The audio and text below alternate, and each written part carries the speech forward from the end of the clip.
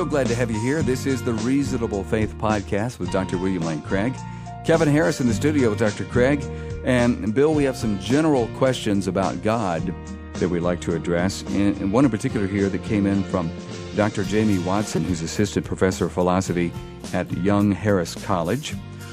She says, Dr. Craig, in a response to a question about abstract objects, you argue against a Platonist account of mathematical objects, since Platonism entails the existence of necessary objects independently of God, and since these are inconsistent with John 1:3 and the creedal statements that God created all things visible and invisible. You conclude that Platonism is inconsistent with Christianity. Is that true so far, Bill? Yes, that's a nice summary. My concern is this. You seem to assent to a classical account of divine omnipotence, according to which God can do all that is logically possible. And so, I take it that logical inconsistency constitutes an acceptable restriction on God's power. But if this is right, aren't there propositions, for example, P and not P, that are necessarily true independently of God's existence? Her argument here is that in order to make certain affirmations, the metaphysician is committed to the reality of certain abstract objects called propositions, which would roughly be the information content of sentences. And I think that this is incorrect, this inference. What I think we as Christians want to affirm will be things like the following. We believe that necessarily either God exists or God does not exist. We think necessarily God is good. Necessarily God is eternal. But that doesn't require that you then make what is called a semantic assent to a sort of second level or higher level and say, therefore, it is true that necessarily God exists or God does not exist, or it is true that necessarily God is good. To make that a semantic assent, you have now moved from affirming that necessarily God exists or does not to no longer affirming that, but to affirming that there is a truth, that there is a proposition which has the value true. And this is to make a semantic assent that is simply unnecessary in order to make these first-level, first-order affirmations about the way God is. So to give a non-theological example, Kevin, I could say Hitler was a really bad man, or I could ascend semantically and say, it is true that Hitler was a really bad man. Do you see the difference between the first order and the second level claim? And that second level claim doesn't need to be made. I can just say Hitler was a really bad man, and I can make that affirmation sincerely and so forth without ascending semantically to saying, therefore, there is a proposition which has the value true. So I certainly do want to affirm what she says, namely that God necessarily either exists or does not, or God is good, or necessarily God is eternal or omnipotent. But I don't think that commits us to the reality of propositions. Now, if you do want to make these second-order statements, you want to semantically ascend to talking now no longer about God, but rather talking about truths, well, it could be open to the nominalist to identify propositions with, say, God's belief states or something of that sort, and have a kind of conceptualist view. This would be an alternative to Platonism that would ground these truths in the mind of God. But I'm not willing to even go that far yet. I don't see why we even need to be pushed that far. Why not just not make the semantic assent and just content ourselves with affirming that necessarily either God exists or does not, or necessarily God exists and so forth? Is this sometimes called a modified Platonism or a theistic Platonism? No, I don't think it is a modified Platonism. Usually that would be a view that there do exist these abstract objects external to God. These are real beings that are not in any way in God's mind or dependent upon his intellect, these are things that are external to God, You but mean they are created by God. When you say being, we often think of a personal being when we do that, but you're not talking about a No, personal being. obviously not. I mean, Yeah. a tree is a being, a computer is a being, a table is a being, Yeah. at least unless you're a mereological nihilist who don't think there are composite objects, but we don't get into that. So the point is that the modified Platonist would affirm that there are these entities, if you like that word better than being, or objects, which exist exterior or outside of God, but are caused or created by God. That's what I would call a kind of modified Platonism. Okay. I don't think modified Platonism works because it seems to me that some of these objects are uncreatable. For example, take the property of being powerful. If God has to create properties in order for them to exist, how could he create the property of being powerful without already having the property of being powerful? Mm-hmm. In order to create the property, being powerful, God would already need to be powerful. He's got to have some power in order to do that. But then you're in a vicious circle, you see. In order to create the property, he already has to have the property. So it seems to me that modified Platonism is attended by this vicious circle or bootstrapping problem that I don't know how to escape, and therefore I am not enamored with this modified Platonism or absolute creationism, as it's sometimes called. I would rather go to a divine conceptualism, which would identify these things as merely ideas in the mind of God or something of that sort.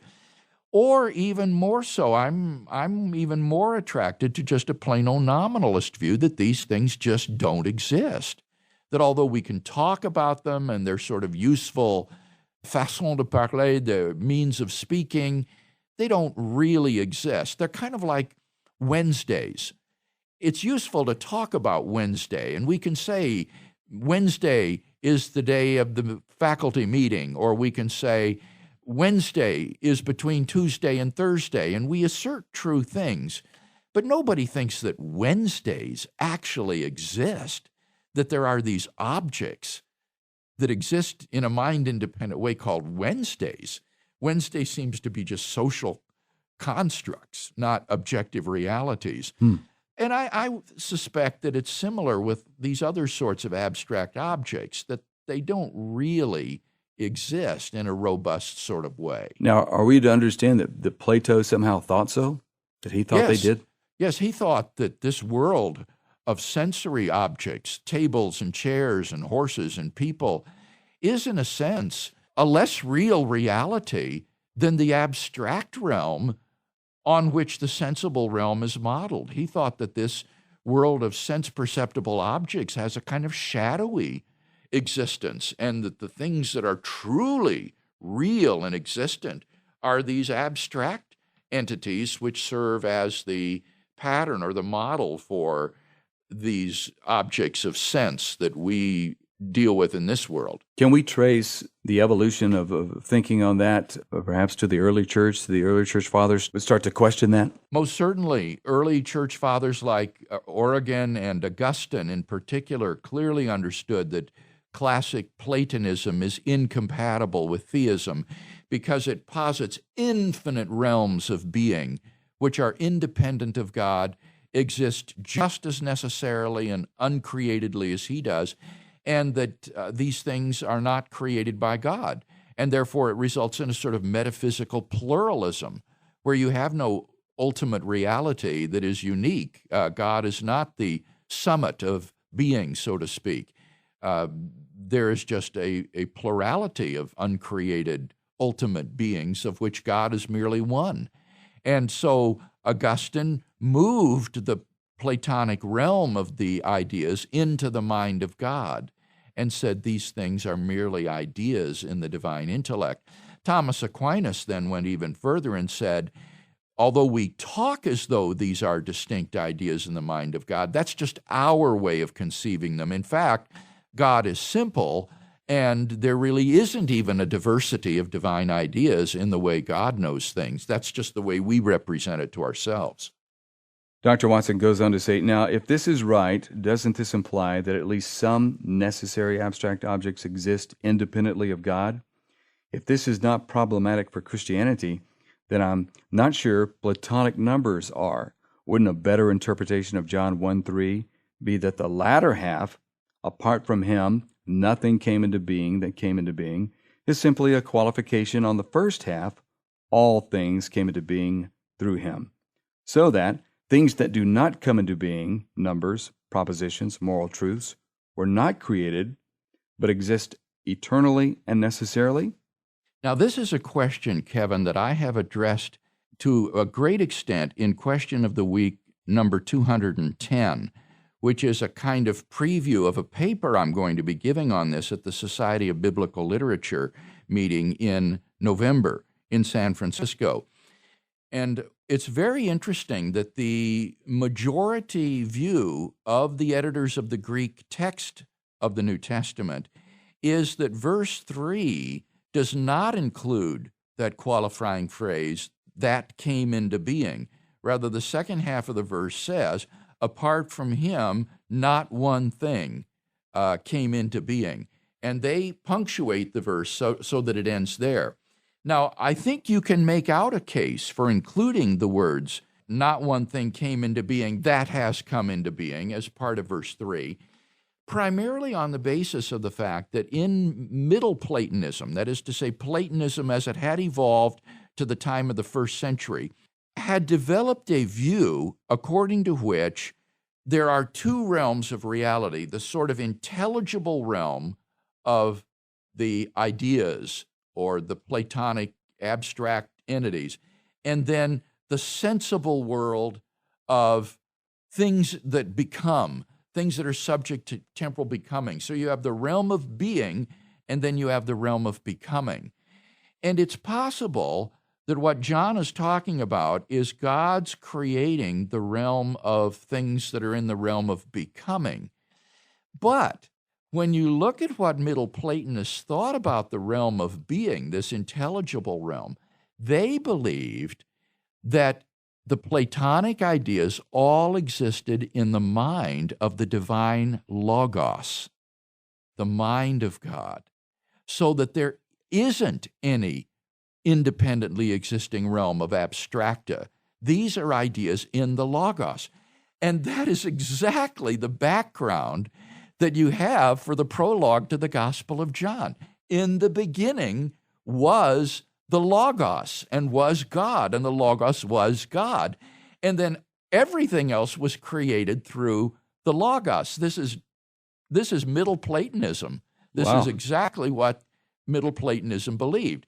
And so if Jamie is right, that what John 1:3 is talking about is simply God's creation through the Logos of the realm of becoming, that is only because there were no objects existing independently of God in the realm of being. Rather, God and his Logos is the seat of any abstract entities that you might care to posit. These were ideas in the mind of God. So I think even given the inclusion of that phrase that has come into being on the tail end of John 1:3, it would follow that John is thinking of God here as the sole, uncreated being who exists a se through himself, and that all other things belong to the realm of becoming, which was brought into existence through the agency of the Logos. The Johannine prologue reflects the background of Middle Platonism. It breathes the same atmosphere that these Middle Platonists breathe, people like Philo of Alexandria, the Jewish philosopher and exegete. But John does not, unlike Philo, explicitly teach that abstract objects are ideas in the Logos. John's interest is in salvation. His interest is in the incarnation.